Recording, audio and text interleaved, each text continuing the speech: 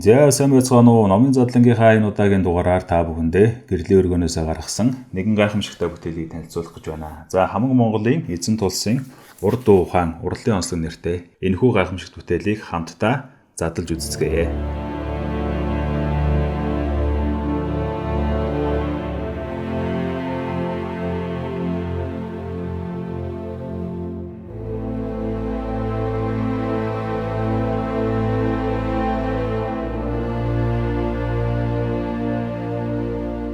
Хамаг Монголын эзэн тулс буюу 12 дугаар зууны сүүл 13 дугаар зууны ихэнх үеийн монголчуудын урд дуу ухаан, урлал, ахуй соёл ямар байсан бэ гэдгийг харуулах зураг дүрслэл, тайлбар мэдээлэлээс бүрдэх 382 нүүр бүхий өнгөт хэвлэлтэй гайхамшигтай бүтээл байна. 1.6 кг хэмжээтэй шохон заасан дээр хэвлэгдсэн бүтээл байна. 12-оос 13 дугаар зууны үеийн Монгол орноор цаг хугацаагаар аялахыг хүсвэл энэхүү номыг та бүхэн уншиж үзээрэй. Ялангуяа энэхүү ном маань түүхэн кино их зорилготой төслөөс дөрөн гарсан учраас энэ цаг үеийн тухай кино ихээр зорж байгаа хүмүүс байвал заавал энэ номыг олж уншаарай гэж хүсэж байна.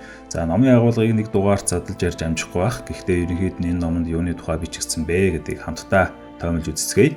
За зохиогчдын тухайд судрыг толгойсон онгод Каубай уулхан, өртөөлсөн онгод нэгүүдээ цагаан овоо, чархаа, жарчуу адаа, сүбэдээс эцэн, хорчийн мэргүн, хоогчонгоо, гүйшилсэн онгод тумбнаас эцэн, сэцэрчи адаа, өдөрдсөн, адьяма, улаачилсан анх туяа, их бэлтгэсэн мөнх бэлгүн их тайван, туслах их бэлтгэсэн мөнх гэрэл, ерөнхий зураач, чулуун заяа болд сайхан, содон доржа мөнх бэлгүн, туслах зураач, бүх шандас өлзий сайхан, даваа жаргал, жаргалан анх туяа Батбаяр тунгалаг.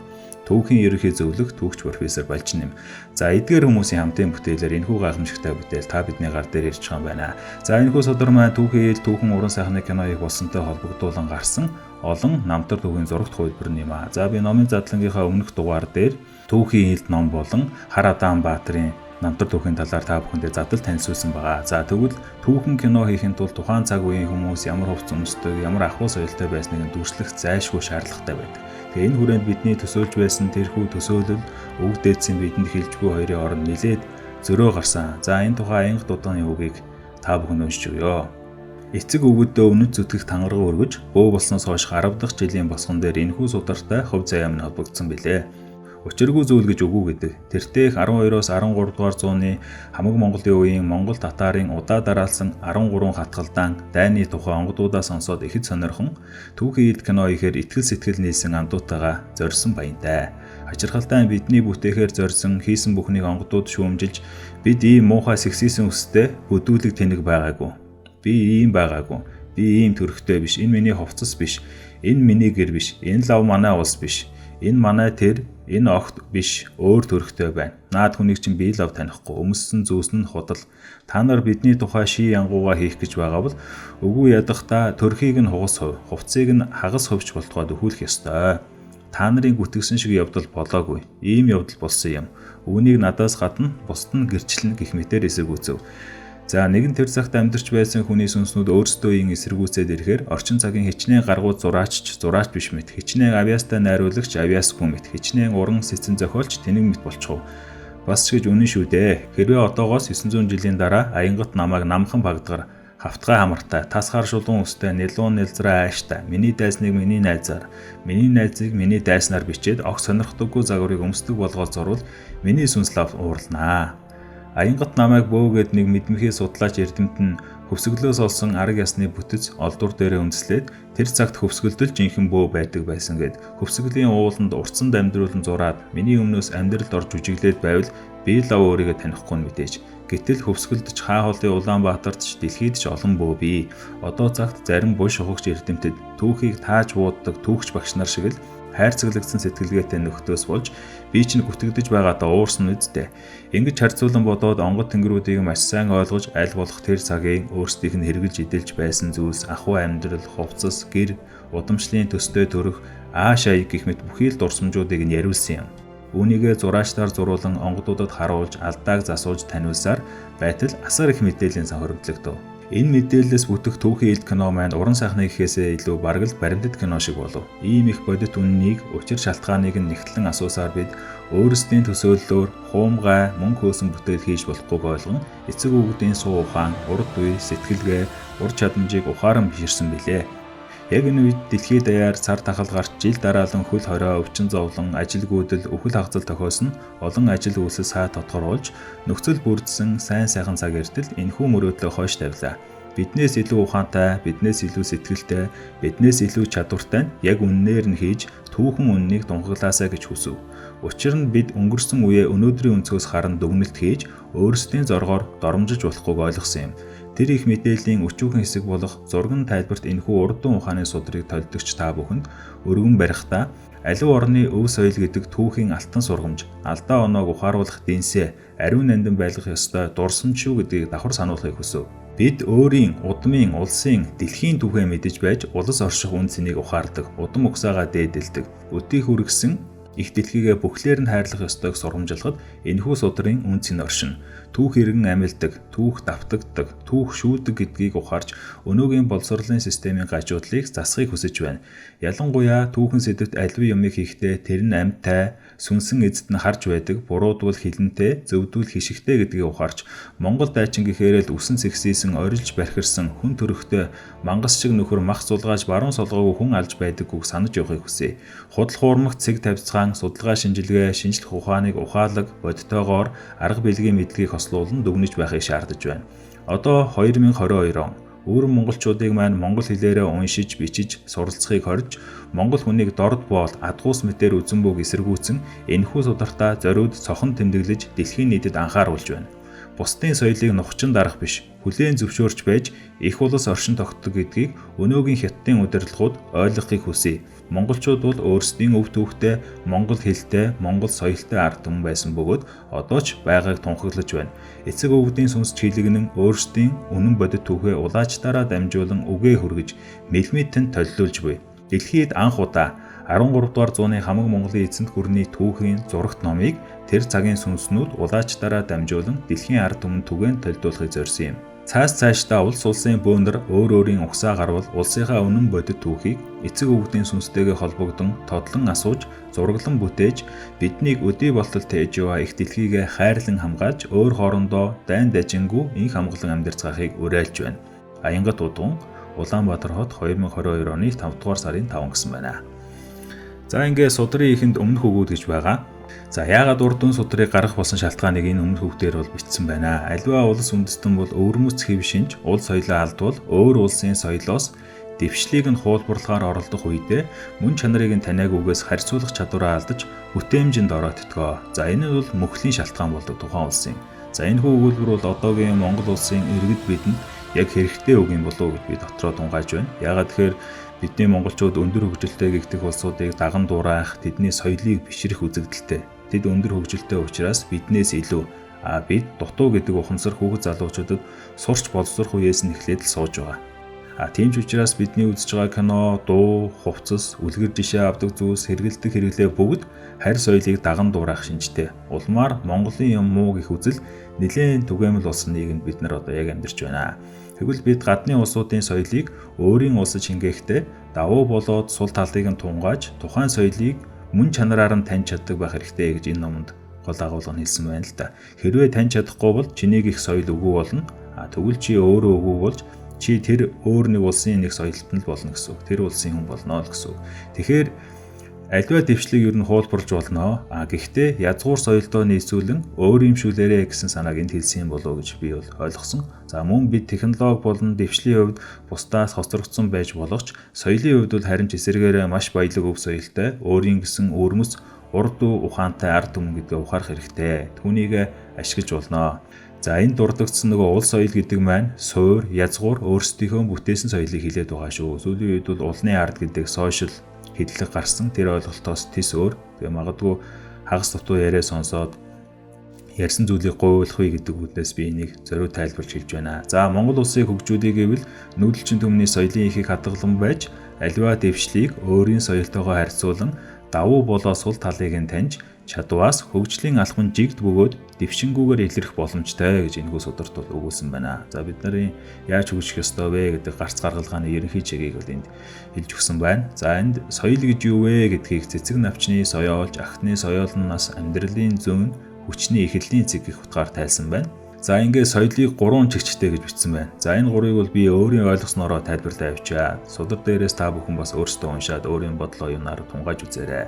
За нэгдүгээрт бит соёл буюу бодит соёл. За энэ бол ойлгомжтой тийм. Нүдэнд харагдаж гарт баригддаг зүйлс, гэр орон сууц, дээл, хувцас, урлал, малгай, бүтээл гэх мэт бидний нүдэнд үзэгдэж гарт барьж тэмтэрч үзэж болдог тэр бодиттой соёлуудыг хэлээд байна. Бит өв соёлууд.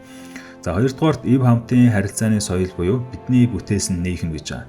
За энийг ойлгохдоо тухайн хүнийг тэр нийгмийн нэг гишүүн болгож байдаг зан заншил, дадал соёлыг гэж би ойлгож байна. Жишээ нь дээр үед бол нүүдэлж байгаа хүмүүстээр цай боорцог бариад өчтөг соёл байсан. Намайг хүүхэд байхад манай эмээ бол тэгдэг байсан. За мөн айл гэрт очиод эрэгтэйчүүд нь айлын баруун тал руу, эмэгтэйчүүд нь зүүн тал руугаа суудаг гэдэг ч юм. Одоо яг энэ соёл газар орнуудад байдаг эсэхийг бол мэдэхгүй. За гадаад соёл дээр жишээ авахад Япончууд бол хоолндоо сах дүрж болдоггүй гэдэг. Зөвхөн дахлын ширээ болон оршуулгын зан үйлийн үеэр л хоолнд сахаа дүрдэг гэх мэт.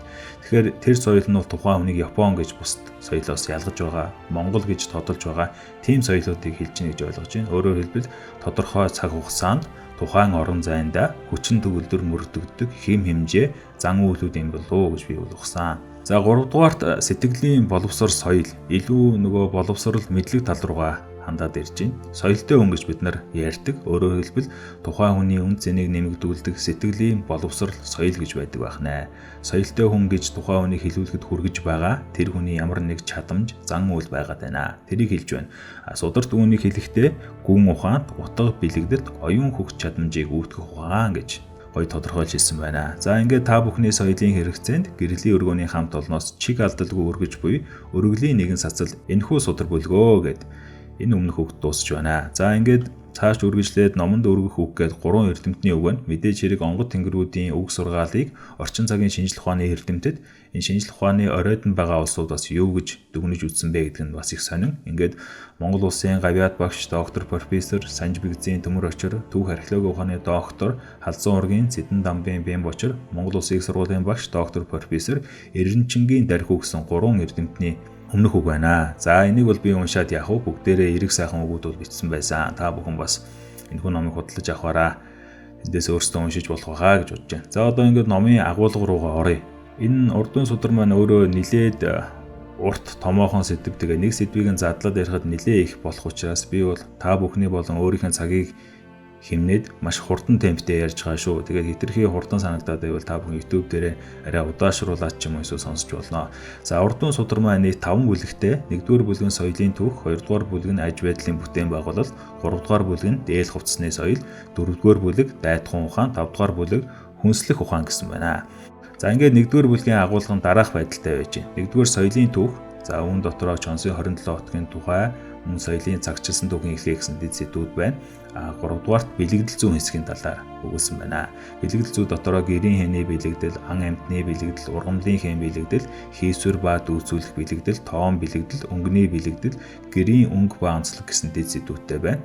За соёлын түүх гэсэн хэсэгт 9 буман жилийн тэртегээс Алтай хангай Жодоотны нутагт уул монголчууд буюу нүүдэлчид хэж гөрөөснөөс хүмүүн төрхийг олдоож төрсөн.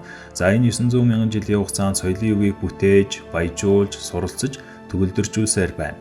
Соёлыг цэцгээр төлөөлөж энд бол хилээд байгаа. Тэгэхээр соёлын үндэс нь анчин гөрөөчин, ишин, эсгий туурхтан холбоотой малчин ахуй, цэцгэлс нь харьтны соёлоос уусган хэлбэршүүлж гүрэнт болсон тогтолцоо. За мөн Монгол соёлч их нүүдлийн улбаагаар дэлхийд төгсөн гэж байна.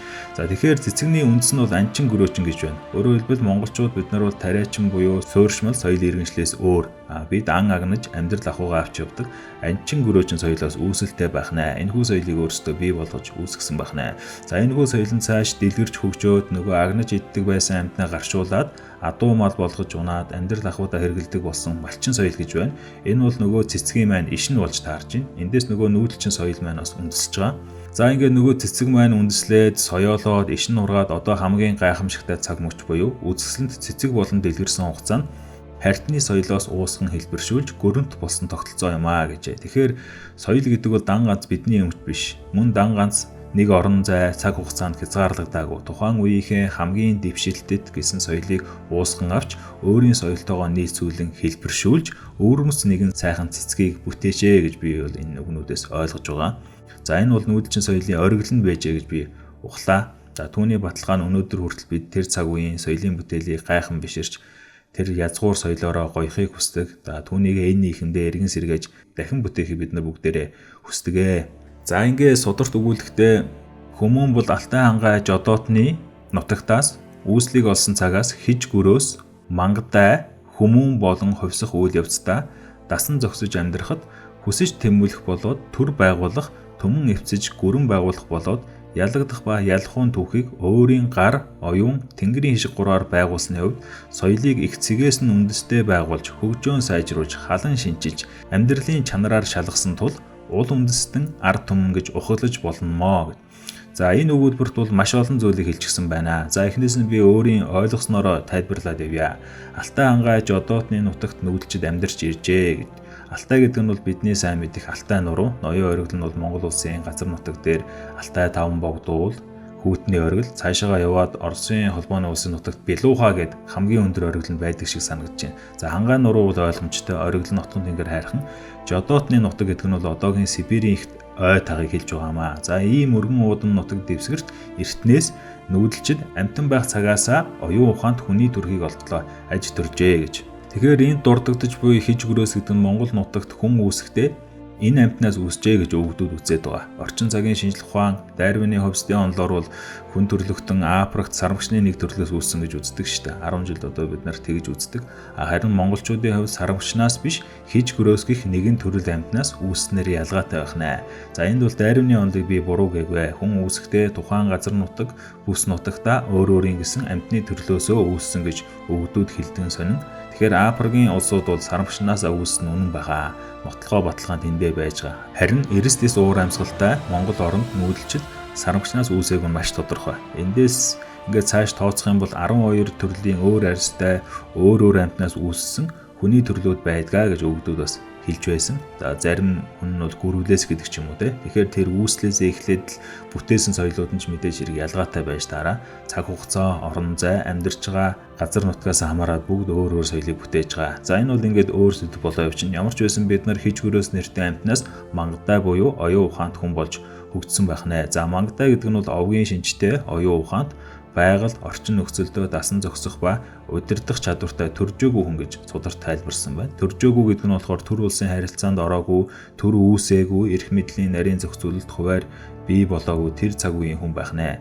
За мангадагийн дараа хүмүүн болж байгаа. За хүмүүн гэдэг нь сударт хэлснээр бол отог, аймаг, улс, гүрэн болж төржсөн оюун ухаанд хүн юм а гэж. Төржсөн гэдэг нь төр улсын харилцаанд орсон хүнийг хэлээд байна. Өнөөдрийн хэлээр бол бид нар иргэн гэж нэрлэдэг байгаа тийм. Ямарваа нэг отог аймаг улсын харьяанд орсон, дээрээ толгойлох эзэнтэй, дэрэгдээ хамгаалах хүнтэй, зохион байгуулалттай тийм амьдралын хэм маягтай хүнийг хэлж байна.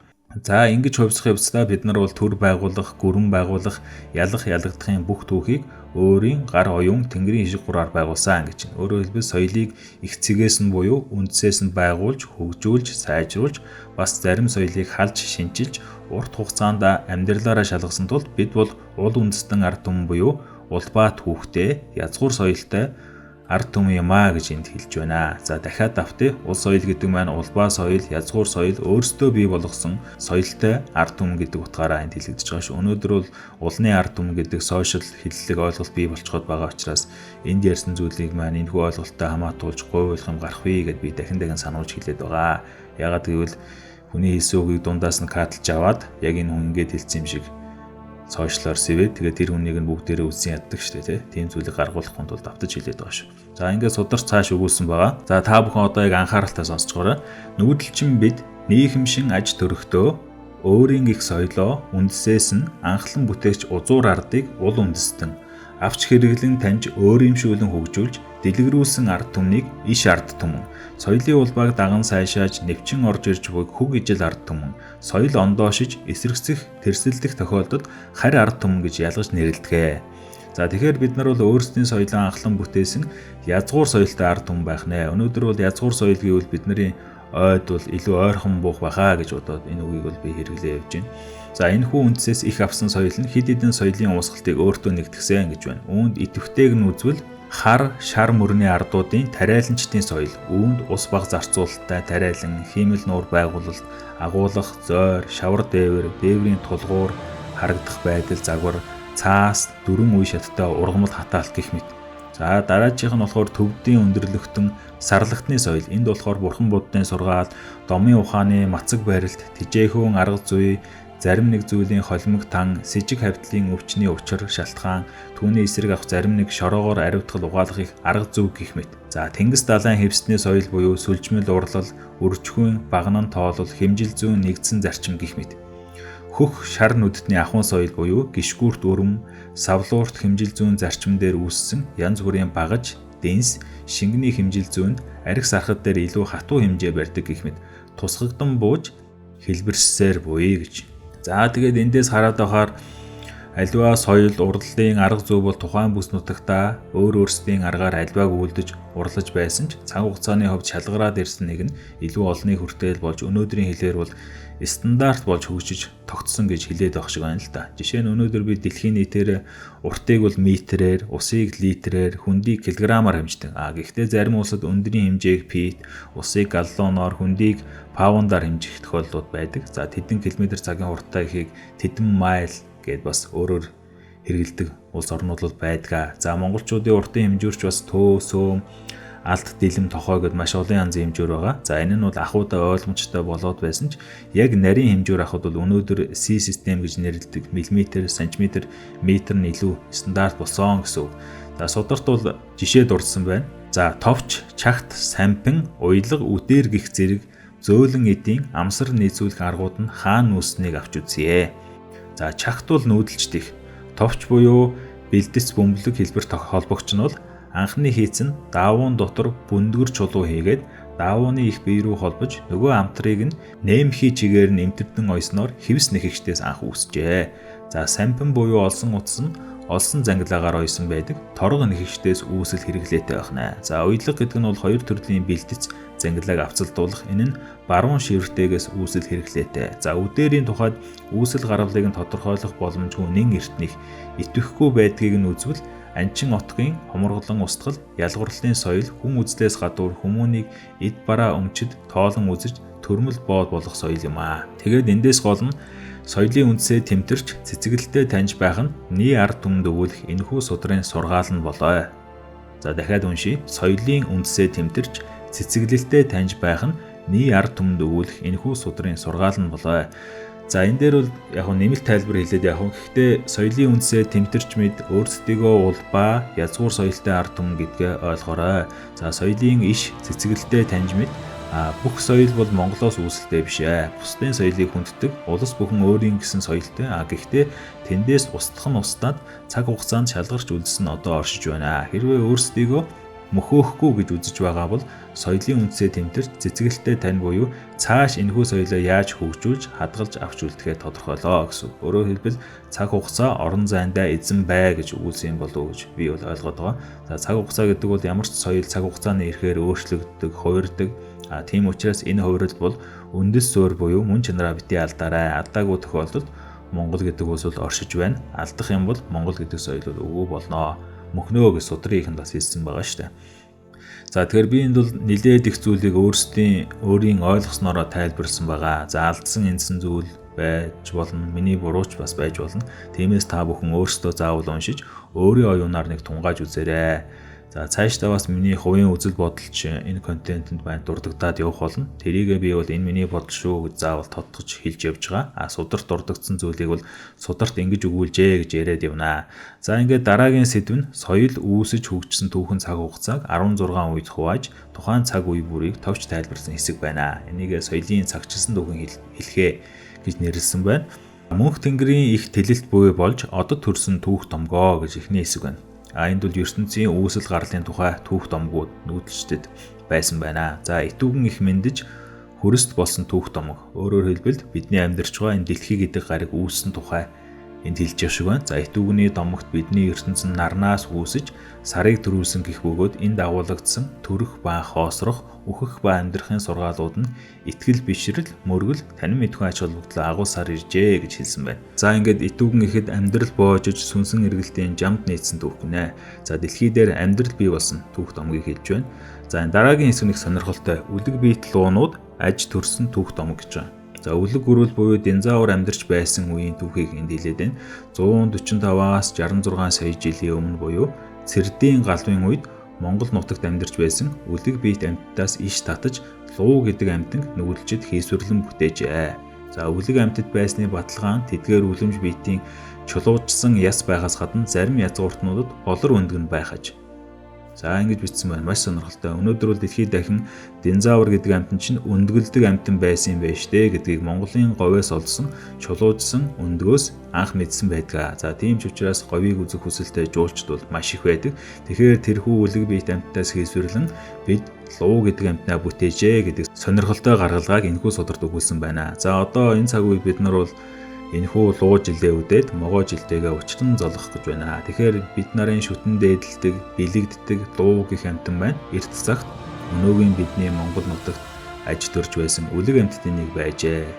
Дараагийн хэсэг нь их гангийн түүх гинэ. Хатуугаас хамгаалах говийн олон баян бүрдэд улаан болон цагаан шүр, мөн загас, хясаа, далайн зарим амьтны бие зогцос мөр шинжээний хамтаар үзэгдэх тул говийг эрт цагт далай байсан гэж төсөөлнө. За нэгэн цагт тэрхүү далайг ширгээсэн их ган болсон хэмээн домгилжээ. За домгийн гол сургаал нь Чандман Эрдэнэ түүний сахилга батыг өөтгөж соёлжуулах учир энэхүү дом нь хизээ хаан хэрхэн үүснээсээ эс хамаарч хэрэглэгсээр иржээ гэж. За ус Чандман Эрдэнэ их нь ийм утгатай юм байна гэж ойлголоо. Энэ за дараагийн хэсэг нь бол мөн хөвлийн түүх ба хиж хөрөөсний дом гинэ. За миний ойлгосноор энд бол мөслөгийн үеийг хэлээд байх шиг байна. За энд бол галын үүсэл, хадны зураг, анхны анчин аймагуудын үүсэл, отог аймагуудын үүсэл гэх мэтийг хамруулж ойлгож байна. За ингээд бодохоор миний толгойд бол яг одоо нөгөө мөслөгийн үе, Ice Age гэдэг хүүхэлдэйн кино байдаг да. Тэр орж ирж байна. Хүн төрлөختөн бол яг хүн гэдэг дүр төрхөө олоод, галтай болоод, нийлж ан хийгээд арслан зан агандаг тэр үеийн болов уу гэж ойлголоо. За дараачийн үе нь болохоор хиж гөрөөснөөс мангадтай болон хөг нийцэж эвссэн түүх. Малчин болж дэлт гөрөөс буюу адуу гаршуулсан түүхээ. За ингээд дараа нь Төрд хааны түүх задаг гэж байна. Энд бол бүл отгоор амьдрах соёл бий болсон байна. За Бидэн улсын түүх задагт нийгмийн давхраг, эзэн эрхийн ойлголт буй болсон цаг үеийг хэлж байна. За ингээд бидний сайн мэддэг хүн гүрний түүх задаг гэсэн үе дээр ирж байна. За тодорхой иш баримтууд байдаг учраас хүн гүрний түүх цадаг бол домог биш юм аа. Цадаг гэж нэрлээд баримтаа цааш өвлүүлдэг гэж хэлсэн байна. За бид нар бол сайн мэдж байгаа. Жил болгон бид нар улсын баяр наадмаар тулгар дүр үүсгэн байгуулагдсны 2232-33 жилгээд тэмдэглэдэг. За энэ хугацааг бид нар хүн гүрний үүслийн үеэр буюу манай эртний өмнө 209 оноор авч үздэг. Тэндээс эхэлж тоолдог гэсэн. Өөрөөр хэлбэл монголчууд анх төрөө 209 онд үүсгээд тэр цагаас хойш тасралтгүй ингээд авч явж байгаа гэдэг утгаараа бид нар жил болго улсын баяр наадмаа бахархалтайгаар тэмдэглэдэг. Гэтэл зарим улсын түүх бол 200, 300, 400 жилийн түүхтэй улсууд байгаа штэ. Маш өндөр хөгжилтэй, дэвшилтэй мөртлөөсөө түүхийн хувьд бол богинохон. Тэгэхээр энэ ялгаагаа бас бид нар ойлгож өөрсдийгөө зөвөөр үнэлж хэмжих хэрэгтэй болов уу гэж ойлгож байна. За ингээд дараа нь их нүүдлийн түүх домог. За энд болохоор хүн гүрний задрал болж хөннөөчүүдийн нэг хэсэг нь Европ руу нүүдлээ, зарим хэсэг нь их нутагтаа үлддэг. За энэ цаг үеийг хэлж байна.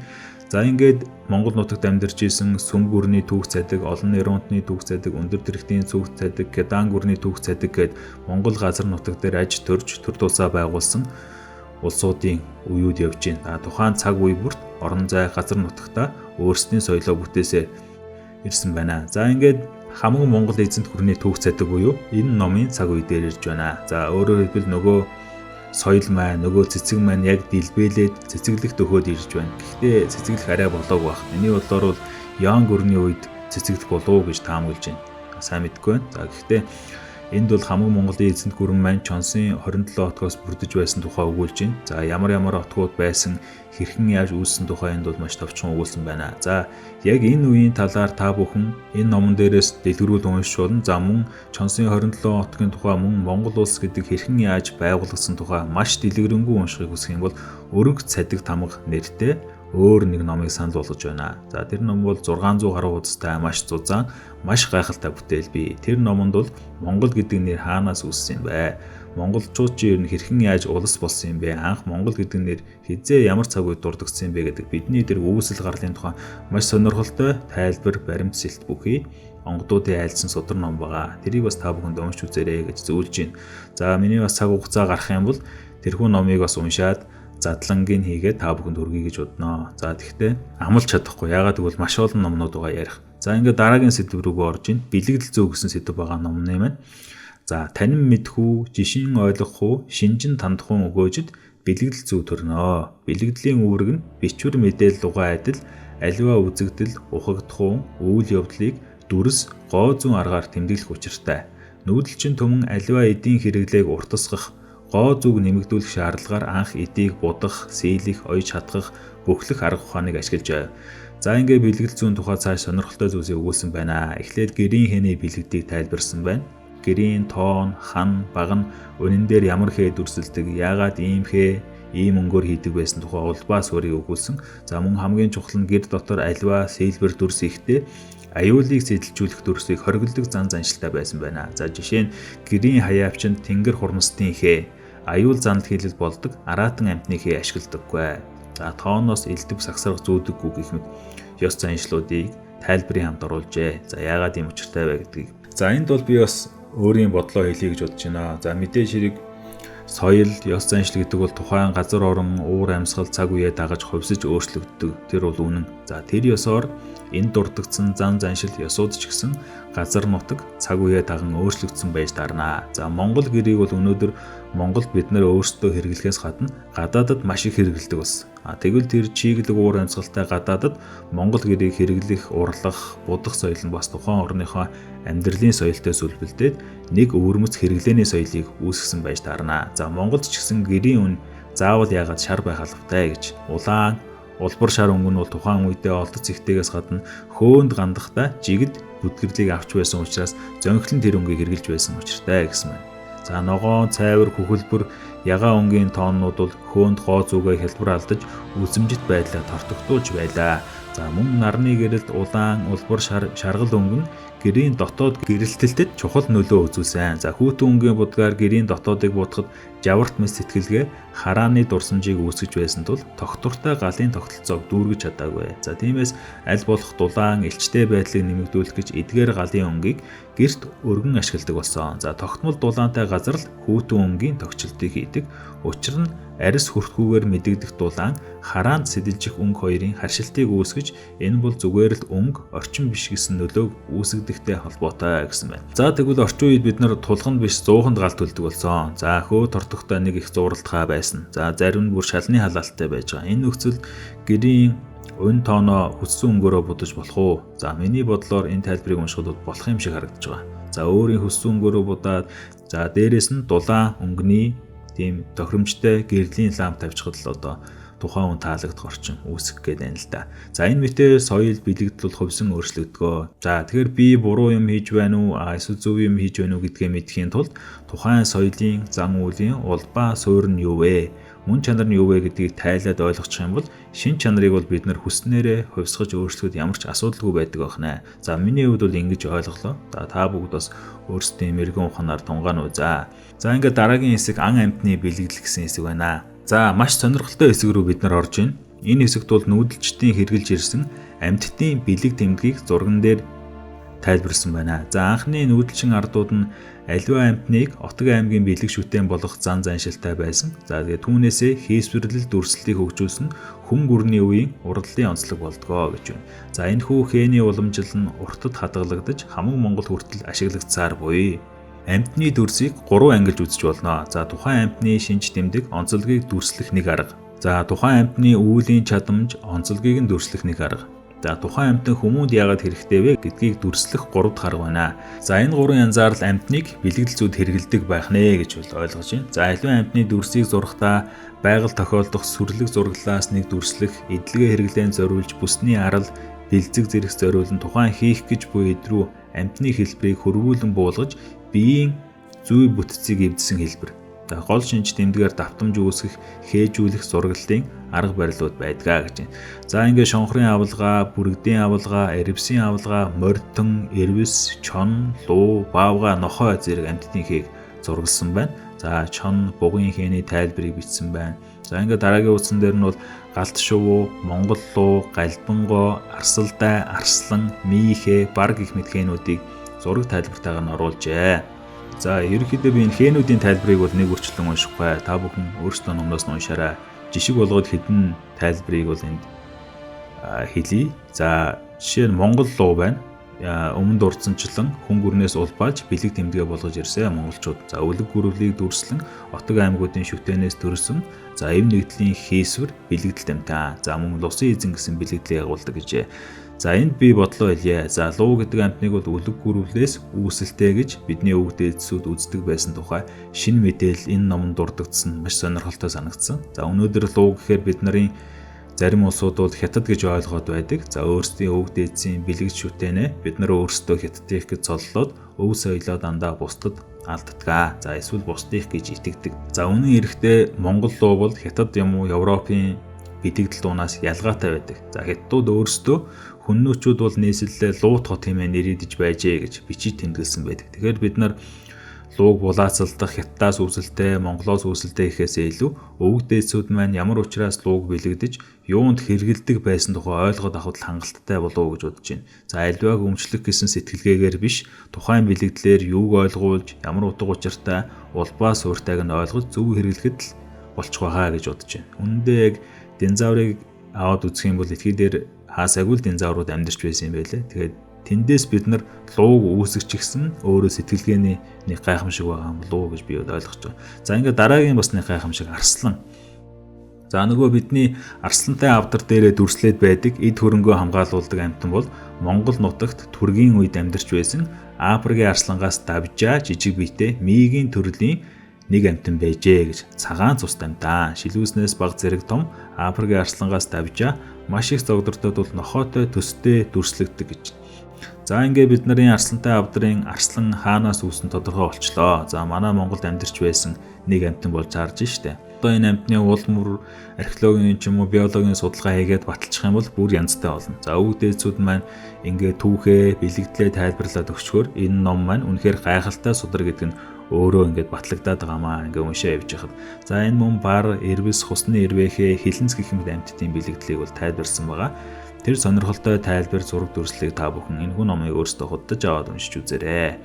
За амьтны хээний бэлэгдлийн дараа ургамлын хээн бэлэгдлүүд орж ирж байна. За Монгол гэрийн дотоод урлалд эмийн ургамал, хүнсний ургамлын хээ угалз зөнхөлдөг гинэ. За ингээд хээнүүд зураг тайлбар ач холбогдолтойгоо бичээстэй байж гин. За яагаад гэр дотор ургамлын хээг зурдаг байсан юм болоо гэж. Магадгүй ургамлуудыг таньж мэдэх, цээжлэх, ямар өвчний үед ямар ургамлыг хэрэглэх вэ гэдэг мэдлэгийг зааж сургахын тулд гэрийн дотоод засалтаа ингэж ашигладаг байсан юм болов уу гэсэн таамаглал төрж байна. Ягаад тэгэхээр энэ дээр бичснээр дэрэн дээр бол цагаан уул цэцгийг дүрсэлдэг ба энэ нь настны толгой өвдөх, бага залуусын толгойн бэртэл гэмтэлд хандлан уух, утаж хий зайлуулах хатаам шиг дэрлэгс зэрэгт хэрэгэлдэг гинэ. Тэгэхээр өнөөдөр бид нар ч гэсэн хэл сурахтаа нөгөө баахан картууд хан дээр наагаад хөргөчн дээрээ наагаад хаасаагүй тэрийг хараад явдаг штэ. Ой тогтоол дурсамж цээжилтийг үүсгэх гээд яг тэрнтэй ээжийнхэн тухайн үед гэрт амьдарч ирсэн. Тэгээ гэрийн эдэл хэрэглэл, гэрийн дотоод чимэглэлээ эмийн ургамлуудаар бүрдүүлждэг байжээ гэж ойлгож. Энэ бол бас их гоё ухаан байгаа байхгүй. Тэгэхээр Монгол гэрийн ахуй, бэлэгдэл, хээ дүрслэл маань өөрөө л мэдлэг ухааныг өвлүүлэх нэг арга болж байсан байна. Орой болгон дэрэн дээрээ дэрлээд унтна. За дэрэн дээрх цэцэг нь толгой өвчнөд хэрэгэлдэг эмийн ургамал байна. За тэгэхээр ухамсаргүйн төвшөнд хүртэл хүссэн үсээгүй цээжил таарж байна. За ухамсарлах юм бол бүр мэдлэг болж хувирнаа тэр бол. За үүний бас нэг жишээ нь бол манай ээж эмээ нарын хэрэгэлдэг тэр 9 хүслийн орбой буюу цацлын орбой байдаг. За үүнийг бас хойно тайлбарланаа. За ингээд төрөл буйны цэцэг навч модны хээний зураг бол тайлбартайгаа энд байна. За дараагийн хэсэг нь бол хийсвэр ба дүүцүүлэх хээн бэлэгдэл гэсэн байна. Хүмүүн аливаа мэдээллийг үгээр илэрхийлэх, ойролцоо тэмдэгтээр зурах, гарын хөдөлгөөн, биеийн хилэмжээр жишг үйлдэл хийж бусдад дамнуулдаг. За энэ жишг хөдөлгөөнөөс дүүцүүлэх хээн төрлийн тэмдэгтүүд үүсдэг. За миний ингээд лавшруулаад ойлгох юм бол одоо цагт энэ жишг бол хөгжсөөр байгаад байгууллага хүмүүс өөрийн брендинг, лого таних тэмдэгтэй болсон. За энэ бол нэг төрлийн хээний хөгжил илүү гүнзгий хэрэглээний төвшөнд очисон энэ болжээ гэж би бол харж байна. Яагаад тэгэхээр лого дотор бол бүх төрлийн хээ угалз, дүрс тэмдэг, бүсгнүүд хүртэл явж идэг шүү дээ. Энэ бүгдээрээ цаанаа өөрийн бэлэгдэлтэй байгаа. За энд мөн гал хээ, нар сар, галын дүл, арга бэлэг гэх мэт хээнүүдийг нарийн сайхан тайлбарсан байна. За мөн үүлэн угалз, уулан хээ, салхин угалз, усны харьгаа зэргийг зурж тайлбарсан байна. За ингээд дараагийн утсанд нөгөө сацлын орбой мань гараад ирж байна. Ээжүүд, эмээ нар өглөө бүр цай сүнийхээ дээжийг өргөдөг эртний Монгол уламжил одоо ч биднэрт хадгалагдаж ирсэн байдаг. За энэ уламжил одоо бол жаахан эвдрээд шууд л тагтан дээрээсээ машин руу сүү цацдаг болж хувирсан. За уг нь бол яг түүхийг нь сөхөөд харуул их нарийн нандин утгатай. Цацал өргөдөг албыг нь бид нар бол орбай гэж нэрддэг. Цацлын тэр орбай бол 9 нүдтэй байдаг нь хүний хүсэж болох бүх хүслийг монголчууд 9 ангилдагт учир нь оршиж байгаа. За эхний 3 нүд нь бол эзэн бие тамаатай 3 хүсэл буюу эрүүл инх байх, эд хөрөнгөтэй байх, танин мэдэх, боловсролын 3 хүслийг илэрхийлж байгаа. За удаах 3 нүд нь бусадтай хамтрах үед үүсдэг 3 хүсэл буюу амд нөхөдтэй байх хүсэл, ханьтай буюу эхнэр нөхөртэй байх хүсэл, за өртөө байх энэ 3 хүслийг илэрхийлж байна. За удаах 3 хүсэл нь бол илүү ертөнцийн жам ёсонд хамаатах нийгмийн орон зайн хүсэл буюу эзэн эрхийн эрх мэдлийн хүсэл. За амар амгалан амьдрах инх амгалангийн хүсэл, хийсэн бүтээсэн мөнхөд орших сүнсний мөнх амьдрахын хүсэл гэсэн 3 хүсэл ороод ингээд нийт 9 хүсэл бүтдэг. За энэ хүү 9 хүслийн онолоор монголчууд нийхэм төрөө бүтээсэн байдаг. За энэ 9 хүслийн онол дээр тулгуурлаж их эзэн Чингис хаан маань бие засаад гэрээ зас, гэрээ засаад төрөө зас гэсэн алдарч сургаалаа айлдсан байдаг. За энэ 9 хүслийн онолыг мартахгүй санаж өдөр тутамдаа мөрлөж явахын тулд 9 нүдтэй сацлын орбайг хийж ахуй соёлд эд хэрэглэл болгон гүн гүнзгий суулгажээ. За өнөөдөр бид энэ 9 хүслийн онолоо мартсан ч гэсэн эд ахуй нь бол соёлд нэн гүн сууж өнөөдрийг хүртэл уламжлагдаж ирсэн байна. За өвгдийн ухааны агуу нь бол эндээ оршдог. Ухаан нь өгүүлсэн ч улбаа нь өгөөрөхгүй, эрдэмэн алга болсон ч эдэн оршиж ирсэн байна. За магадгүй эдэн өгүүлсэн ч эрдэмэн оршсон ухаан хаан нэгтэй бас байхыг бид хэлж мэдэхгүй байна. За дараагийн нэг бэлэгдэл нь хаан бөгж хатан сүх. За сударт үүнийг өгүүлэхдээ альва отог аймаг ураг барилдаж өөр өөрийн тэмдэгтээ нийцүүлэн нэгэн дүрс болгодог зан үйлт байваа. За үүнээс гэрлэлтийг 2 тэмдэгтийн нийцлэр тэмдэглэж эхэлсэн. Эмэгтэй хүмүүн дээр отог аймгийн нийцэх зан заншил ихтэй байсан. 2 тамга нийцэх дардсны тэмдэгтэр хатан сүх, гэр өрөх нийцэх тэмдэгтэр эрийн хаан бөгж тэмдэг үүссэн гэж байна. За ингээд нөгөө хаан бөгжийг харахаар нэрэл 2 монгол гэр нийлсэн тийм тэмдэгт харагдаж байгаа байхгүй. За энэ бөөрийнхээ нүүд нь монгол гэр, тэр дунд байгаа хар цэг нь тоонон чим шиг харагдаж байгаа. За тэгээд энэ 2 гэр нийлээд нэг болж байгаа дүрслэл бол тов тодорхой харагдаж байна. Тэгэхээр монгол гэрийг дорооноор юм уу дээрээс палан зураг шиг харах юм бол яг л иймэрхүү харагддаг. За энийг мэдэж авсны дараа би бол хаан бөгжийг бол хизээш мартахааргүй болж байна. За утга учир бэлэгдэл нь ингээд ийм гой гүнзгий тайлбарлаад өгсөн байна шүү дээ. За ингээд энэ хэсэг дөрвөлжлүүлээд үлзийхээ, хас хээгээд маш олон хээг зурж тайлбарсан байна. За хас хээн дээр бол надад бас нэг сонин түүх тохиолдож байсан. За тэр түүхийг яриуд энэ бичлэг маань хэтэрхий урт болох гээд байна, алгасъя. За энд ингээд цаашаа алхан хээ, түүний төрөл ивэр хээ, зоосон хээ, булангийн хээнүүд, үлзий утас болон угалц хээ, хүрдэн хээ, шүдэлжин хээ, сүлжмэл хээ гэд төг түмэн хээнүүдийн зураг тайлбарууд байна. За ингээд дараагийн хэсэгт тоон бэлэгдлийн тухай, өнгөний бэлэгдлийн тухай зураг тайлбарууд байна. За ингээд судар маань гэрийн өнгө ба онцлог гэсэн хэсэг рүү орж ийн. Тэгээ татар, мэргэд, хэрээд, онгууд, олхнууд, хамаг монгол гэрүүдийн өнгө загварыг зурж тайлбарсан байна. За ингээд номын 1-р бүлэг маань өндөрлж байна. Ерөнхийдөө номын 10% нь бид нар орж ийн. Цаана дахиад 90% агуулга байгаа. За би бол үлдсэн 90%-ийг ингэж задлахгүй гэж бодож байна. Ягаад гэвэл ингэж задлж явахаар маш их цаг хугацаа авах юм байна. Тэгэхээр ямар ч ингэж задлахгүйгээр товчхон ийм байх шүү гэдэг нэг дурдж явах байдлаар одоо дараагийн дугааруудаа задлъя гэж бодогдлоо. За тэгээд дараагийн дугаар хүртэл түр баяртай.